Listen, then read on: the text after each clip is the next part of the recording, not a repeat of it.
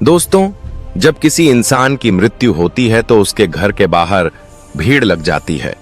रिश्तेदार जमा हो जाते हैं, रोना धोना मच जाता है और फिर एक अंतिम यात्रा निकलती है। श्मशान घाट की तरफ राम नाम सत्य है कि नारे लगते हैं और उस शरीर को जिसे कल तक मखमल के गद्दों पर नींद नहीं आती थी, उसे लकड़ियों के ढेर पर लेटा दिया जाता है। आग लगा दी जाती है और जब वह शरीर धू धू करके जलने लगता है तो धीरे धीरे सारे रिश्तेदार, सारे दोस्त और परिवार वाले वहां से जाने लगते हैं। वह पीछे मुड़कर भी नहीं देखते, यह सोचकर कि अब सब खत्म हो गया। लेकिन क्या सच में सब खत्म हो गया है? यहीं से शुरू होता है वह भयानक और रोंगटे खड़े कर देने वाला सच, जिसके बारे में गरुड़ पुराण के प्रेत खंड में विस्तार से लिखा गया है। जब श्मशान में आखिरी आदमी भी चला जाता है, जब चिता की आग बुझने लगती है और सिर्फ गर्म राख और सन्नाटा बचता है, तब वहां एक शख्स खड़ा रह जाता है। वह कोई इंसान नहीं होता, वह उसी मृतक की आत्मा होती है जो अपनी ही राख के पास खड़ी होकर उस मंजर को देख रही होती है। जरा सोचिए, वह आत्मा जो कुछ घंटे पहले तक उस शरीर के अंदर थी, जो उस शरीर को अपना मानती थी, आज वह उस शरीर को राख के ढेर में बदला हुआ देख रही है। उसे विश्वास नहीं होता कि जिस शरीर को उसने पूरी जिंदगी संवारा, खिलाया, पिलाया और सुरक्षित रखा, जिस चेहरे को आईने में देखकर उसे गुरूर होता था, वह अब एक मुट्ठी राख बन चुका है। गरुड़ पुराण के अनुसार दाह संस्कार के ठीक बाद का 1 घंटा आत्मा के लिए सबसे ज्यादा कष्टदायी, डरावना और भारी होता है। यह वह समय होता है जब आत्मा को पहली बार यह एहसास होता है कि वह अब इस भौतिक दुनिया का हिस्सा नहीं रही। इस 1 घंटे में श्मशान की उस भयानक खामोशी में आत्मा के साथ क्या क्या घटता है, उसे क्या दिखाई देता है और वह वहां से तुरंत यमलोक क्यों नहीं जाती? आज हम इसी गहरे रहस्य से पर्दा उठाएंगे। यह वीडियो कमजोर दिल वालों के लिए नहीं है, क्योंकि इसमें मौत के बाद का वो केडहवा सच है जिसे सुनने के लिए कलेजा चाहिए। सबसे पहले हमें उस स्थिति को समझना होगा जब शरीर जल रहा होता है। शास्त्रों के अनुसार जब तक शरीर पूरी तरह नहीं जल जाता है, तब तक आत्मा को एक मोह रहता है। उसे लगता है कि शायद मैं वापस इस शरीर में प्रवेश कर सकूं, शायद मैं फिर से जिंदा हो सकूं। वह बार बार उस जलते हुए शरीर के पास जाती है, उसके चारों तरफ चक्कर लगाती है, लेकिन आग की तपन और यमदूतों का अदृश्य पाश उसे उस शरीर में घुसने नहीं देता। वह देखती है कि कैसे उसकी त्वचा जल रही है, कैसे उसकी हड्डियां चटक रही हैं। यह दृश्य उसके लिए किसी प्रलय से कम नहीं होता। और फिर आता है वह दर्दनाक पल जिसे कपाल क्रिया कहते हैं, जब घर का कोई सदस्य या बेटा बांस के डंडे से जलते हुए शव के सिर पर प्रहार करता है और सिर को फोड़ देता है। यह दृश्य देखने में जितना भयानक है, आत्मा के लिए उसे कहीं ज्यादा पीड़ादायक है। गरुड़ पुराण के अनुसार जैसे ही कपाल फटता है, एक जोरदार धमाका होता है जो सिर्फ आत्मा को सुनाई देता है। यह वह पल है जब आत्मा का उस शरीर से आखिरी बंधन टूट जाता है। उसे समझ आ जाता है कि अब वापसी का कोई रास्ता नहीं बचा, क्योंकि उसका शरीर अब समाप्त हो गया होता है। अर्थात जीवन का यह दरवाजा हमेशा के लिए बंद हो चुका है। लेकिन असली कहानी तो इसके बाद शुरू होती है, जब कपाल क्रिया हो जाती है और शरीर जलकर खाक हो जाता है। तब नियम के अनुसार घर वाले और रिश्तेदार वहां से लौटने लगते हैं। शास्त्रों में सख्त नियम है कि श्मशान से लौटते वक्त पीछे मुड़कर नहीं देखना चाहिए। मित्रों, क्या आपने कभी सोचा है कि ऐसा क्यों कहा जाता है? इसके पीछे एक बहुत बड़ा और डरावना कारण है। जब परिवार वाले वहां से जाने लगते हैं तो आत्मा घबरा जाती है। उसे लगता है कि यह लोग मुझे इस सुनसान और डरावनी जगह पर अकेला छोड़कर कहां जा रहे हैं। वह चिल्लाती है, आवाज देती है कि रुको, मुझे भी साथ ले चलो, मैं यहां अकेला नहीं रह सकता, मुझे डर लग रहा है। लेकिन उसकी आवाज किसी को सुनाई नहीं देती, क्योंकि अब वह आवाज हवा में गूंजने वाली ध्वनि नहीं बल्कि एक कंपन है। वह आत्मा दौड़ती है, अपने बेटे को पकड़ने की कोशिश करती है, अपनी पत्नी या पति को आवाज देती है, उनके कपड़ों को पकड़ने की कोशिश करती है, लेकिन उसका हाथ उनके शरीर के आर पार निकल जाता है। वो किसी को छू नहीं सकती, किसी को रोक नहीं सकती, और जब वह देखती है कि उसके अपने ही लोग, जिनके लिए उसने पूरी जिंदगी पाप किए, झूठ बोला, बेईमानी की, हर रात दिन एक करके पैसा कमाया, वो आज उसे एक अनजान जगह पर राख के ढेर के पास अकेला छोड़कर जा रहे हैं, तब उस आत्मा को स्वयं के जीवन का सबसे बड़ा धोखा महसूस होता है। उसे समझ आता है कि दुनिया का कोई भी रिश्ता आखिर तक साथ नहीं देता, सब मतलब के साथी थे। जैसे ही शरीर ने साथ छोड़ा, सबने मुंह मोड़ लिया। यही इस जिंदगी की असलियत है। अब सवाल आता है कि आत्मा उस श्मशान में 1 घंटे तक क्यों रुकती है? वह तुरंत उनके पीछे क्यों नहीं जाती? श्री गरुड़ पुराण के अनुसार श्मशान भूमि भगवान शिव का निवास स्थान मानी जाती है, लेकिन यह अतृप्त आत्माओं, भूतों और पिशाचों का गढ़ भी है। जब कोई ताजा मृत्यु होती है तो उस आत्मा के चारों तरफ एक अदृश्य सुरक्षा कवच होता है, जो उसे कुछ समय के लिए शमशान की नकारात्मक शक्तियों से बचाता है। लेकिन जैसे जैसे समय बीतता है, वह कवच कमजोर पड़ने लगता है। उस 1 घंटे के दौरान आत्मा को शमशान में मौजूद दूसरी भटकती हुई रूहें दिखाई देने लगती हैं। उसे अजीब अजीब सी डरावनी आवाजें सुनाई देती हैं। वो देखती है कि वहां कई ऐसी आत्माएं हैं जो सैकड़ों सालों से मुक्ति के लिए तरस रही हैं, जो भूख और प्यास से तड़प रही हैं, जिनका शरीर विकृत हो चुका है। कुछ आत्माएं हवा में तैर रही होती हैं तो कुछ जमीन पर रेंग रही होती हैं। वह नई आत्मा को देखकर उसकी तरफ लपकती है, उसे डराने की कोशिश करती है। यह दृश्य देखकर वह नई आत्मा डर के मारे कांपने लगती है।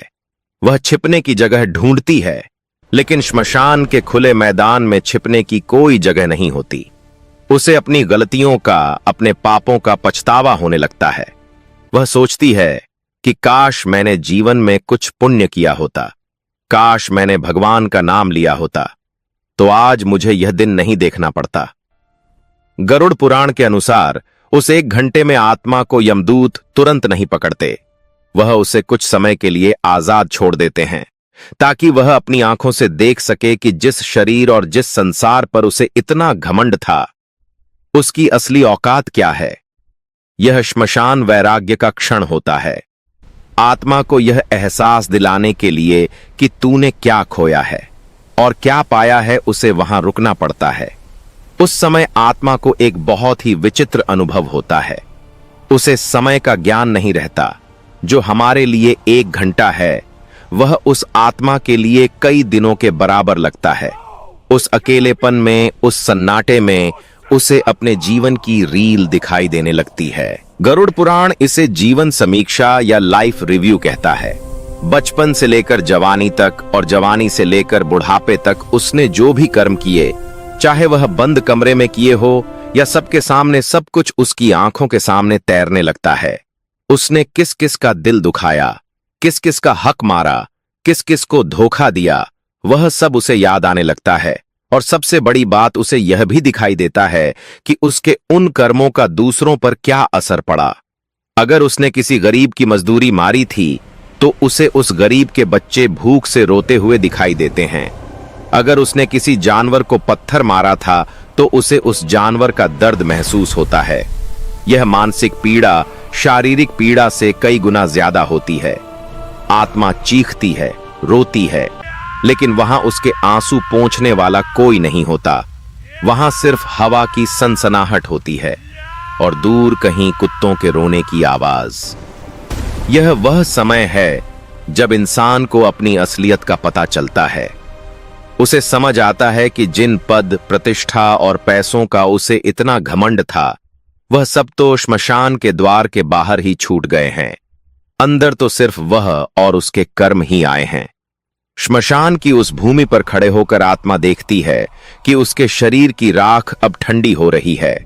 वो उस राख को छूने की कोशिश करती है तो उसे याद आता है कि इसी शरीर पर वह महंगे कपड़े पहनती थी, इसे इत्र से महकाती थी, लेकिन आज यह राख हवा में उड़ रही है और कोई इसे समेटने वाला भी नहीं है।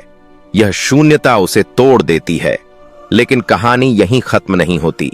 जब वह 1 घंटा बीत जाता है और परिवार वाले घर की तरफ काफी आगे निकल चुके होते हैं, तब आत्मा का मोह फिर से जागता है। वह डरती है, घबराती है और भागते हुए अपने परिवार के पीछे जाती है। वह देखती है कि उसके बेटे और भाई बातें करते हुए जा रहे हैं। वह उनकी बातें सुनने की कोशिश करती है। कई बार उसे यह सुनकर धक्का लगता है कि वे लोग उसके जाने का दुख मनाने के बजाय उसके कमाए हुए और जायदाद की बातें कर रहे हैं। वे चर्चा कर रहे होते हैं कि अब व्यापार कौन संभालेगा, मकान का बंटवारा कैसे होगा।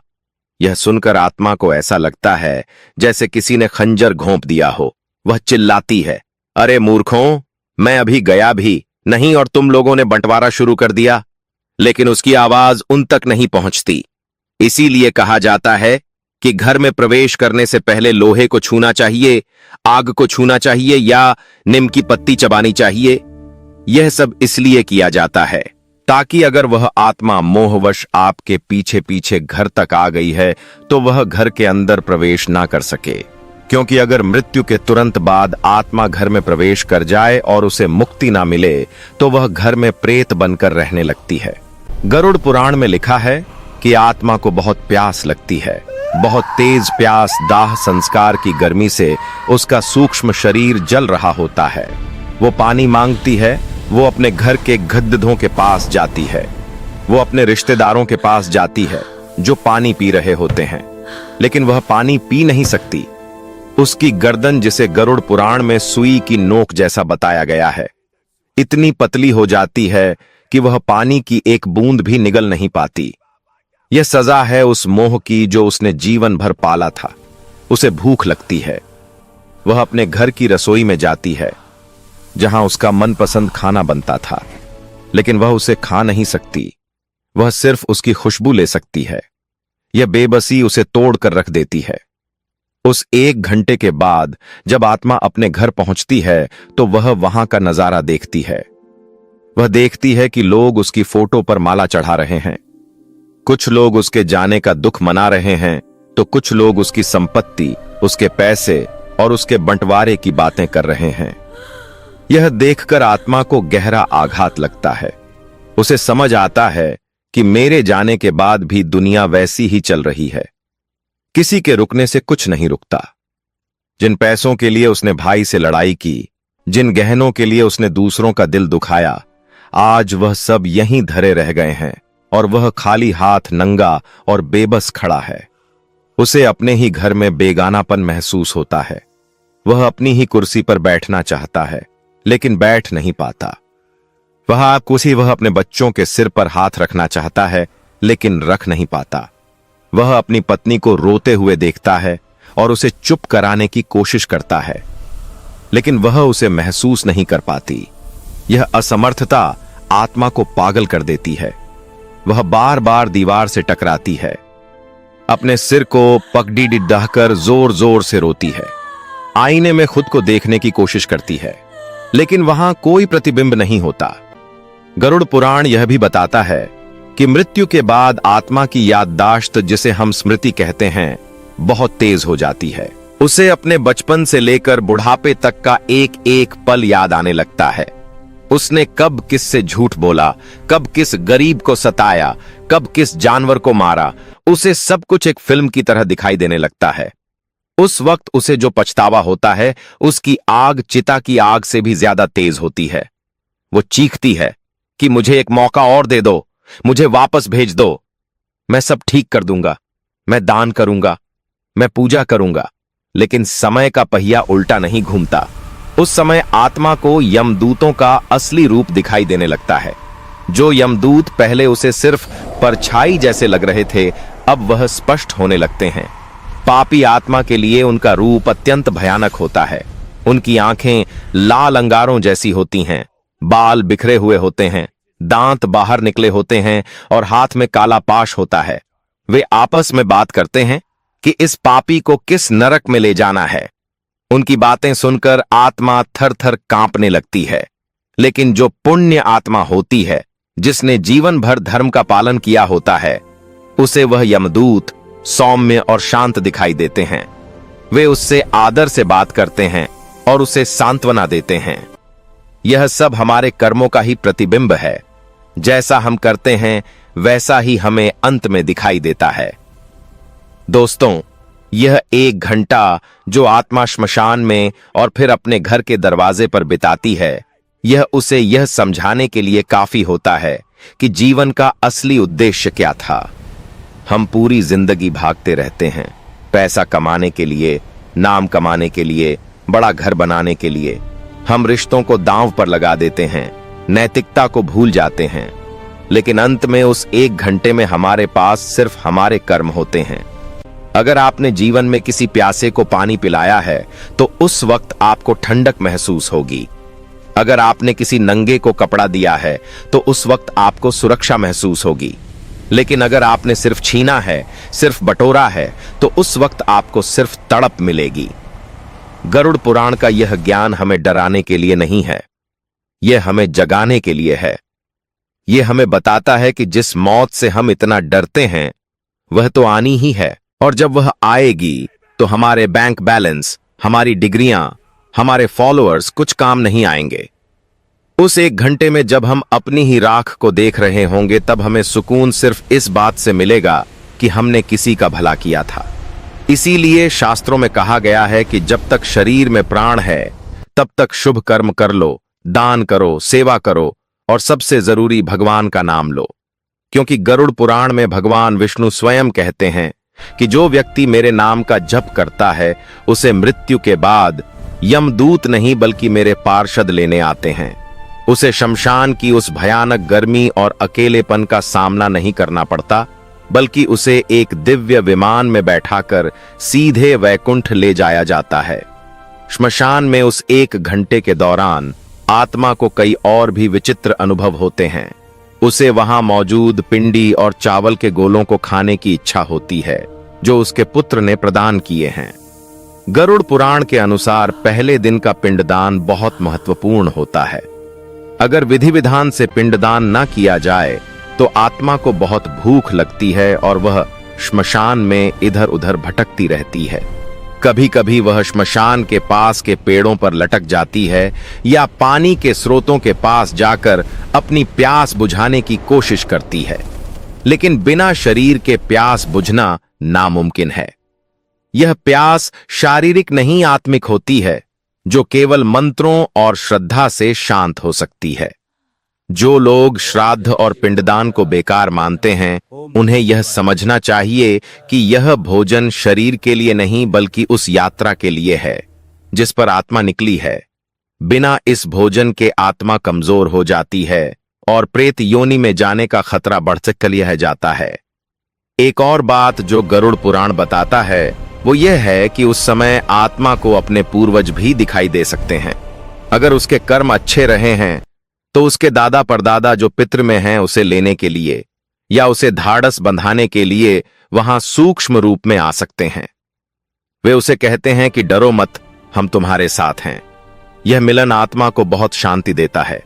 लेकिन अगर कर्म बुरे हैं तो उसे वहां सिर्फ अंधेरा और डरावनी आकृतियां ही दिखाई देती हैं।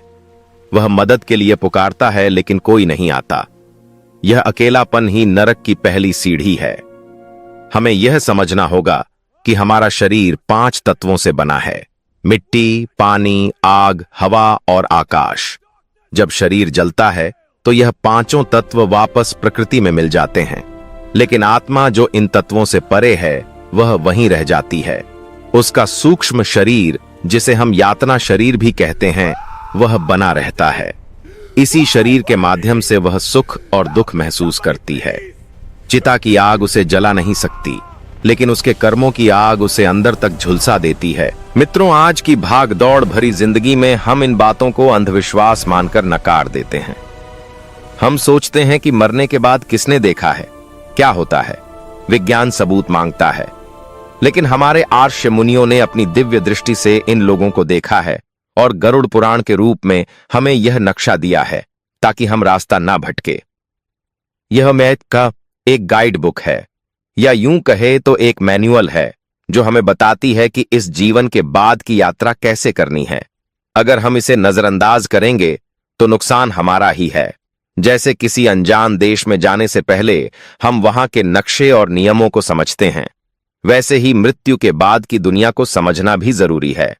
गरुड़ पुराण में यह भी बताया गया है कि जिन लोगों की अकाल मृत्यु होती है, यानी जो समय से पहले दुर्घटना, आत्महत्या, हत्या या किसी महामारी के कारण मर जाते हैं, उनकी स्थिति उस 1 घंटे में और भी ज्यादा दर्दनाक होती है। उन्हें समझ ही नहीं आता कि उनके साथ क्या हुआ। वह अपनी कटी फटी या जली हुई देह को देखकर और भी ज्यादा डर जाते हैं। उनका मोह और भी ज्यादा गहरा होता है, क्योंकि उनकी इच्छाएं अब भी अधूरी होती हैं। उनका जीवन चक्र पूरा नहीं हुआ होता।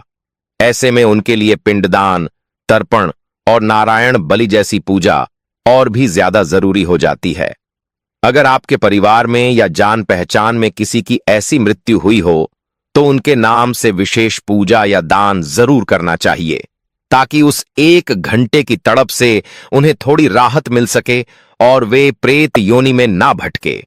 तो दोस्तों, आज रात जब आप सोने जाएं तो एक बार सोचिएगा जरूर कि अगर कल मेरी आंख ना खुले और मैं उस श्मशान में अपनी राह के पास खड़ा रहूं, तो मेरे पास खुश होने के लिए क्या होगा?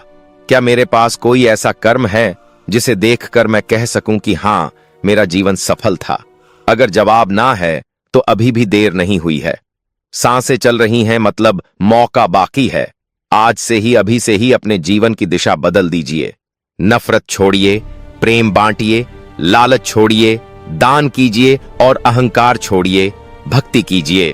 अपने माता पिता की सेवा कीजिए, क्योंकि गरुड़ पुराण कहता है कि जो अपने माता पिता को दुख देता है, उसे यमलोक के मार्ग में आग पर चलना पड़ता है। जो पराई स्त्री पर बुरी नजर डालता है, उसकी आंखों में लोहे की सलाखें डाली जाती हैं। जो धोखे से धन कमाता है, उसे वहां सांप बिच्छुओं के बीच रहना पड़ता है। यह सब रूपक नहीं है, यह वह सच है जिनका सामना हमें करना है, क्योंकि अंत में उस 1 घंटे में सिर्फ यही काम आएगा। बाकी सब यहीं का यहीं राख के ढेर में मिल जाएगा। आपके बड़े मकान, आपकी गाड़ियां, आपके गहने सब दूसरे लोग ले लेंगे। आपका शरीर भी आपसे छीन लिया जाएगा। आपके पास बचेगा तो केवल आपका स्वभाव और आपके कर्म। अगर आज की यह जानकारी, यह सत्य आपके दिल तक पहुंचा हो, तो इसे केवल एक वीडियो समझकर मत भूल जाइएगा। यह एक चेतावनी है, एक संकेत है। इसे अपने जीवन में उतारिए। और अगर आप चाहते हैं कि आपके पूर्वजों को, आपके पितरों को शांति मिले, तो कमेंट में पूरी श्रद्धा के साथ ओम नमो नारायण, ओम शांति जरूर लिखें। यह छोटा सा मंत्र उन भटकती आत्माओं तक एक सकारात्मक ऊर्जा पहुंचा सकता है। और इस सत्य को अपने दोस्तों और परिवार के साथ जरूर बांटें, ताकि वह भी इस अज्ञान की नींद से जाग सकें। याद रखिए, मौत अंतिम सच है, लेकिन कर्म मौत से भी बड़ा सच है। हम अक्सर मौत से डरते हैं, लेकिन हमें डरना चाहिए उस जीवन से जो हमने व्यर्थ गंवा दिया। हमें डरना चाहिए उन आंसुओं से जो हमारी वजह से किसी की आंखों में आए। हमें डरना चाहिए उस विश्वास से जो हमने तोड़ा, क्योंकि यही वह चीजें हैं जो श्मशान में हमारे सामने खड़ी होंगी। अंत में मैं बस इतना कहना चाहूंगा कि जीवन एक सराय है। हम सब यहां मुसाफिर हैं। कोई जल्दी चला जाएगा, कोई देर से, लेकिन जाना सबको उसी शशान में है, उसी राख में मिलना है। तो क्यों ना हम इस सफर को इतना खूबसूरत बनाएं कि जब हम जाएं तो लोग हमारे लिए रोएं, ना कि हमारी बुराई करें। क्यों ना हम इतने पुण्य कमा लें कि जब हम उस श्मशान में अकेले खड़े हो तो हमें डर ना लगे, बल्कि एक संतोष हो कि मैंने अपना जीवन सही तरीके से जिया, और जब यमदूत आए तो हम मुस्कुराते हुए उनके साथ चल पड़े एक नई और बेहतर यात्रा की ओर। इस वीडियो को देखने के बाद शायद आपके मन में कई सवाल उठे होंगे, शायद आपको डर भी लगा होगा, लेकिन यह डर अच्छा है अगर यह आपको गलत काम करने से रोकता है। यह डर एक रक्षक है जो आपको पतन के रास्ते पर जाने से बचाता है। तो दोस्तों, इस ज्ञान को अपने तक सीमित मत रखिएगा, इसे फैलाइए, क्योंकि ज्ञान बांटने से ही बढ़ता है। अगले वीडियो में हम बात करेंगे एक और ऐसे ही रहस्य के बारे में जो आपकी सोच को हिलाकर रख देगा। तब तक के लिए अपने कर्मों पर ध्यान दीजिए, अपने माता पिता की सेवा कीजिए और प्रभु का स्मरण करते रहिए। वीडियो अच्छा लगा तो लाइक करें और चैनल को सब्सक्राइब करना ना भूलिए। आप सभी का धन्यवाद।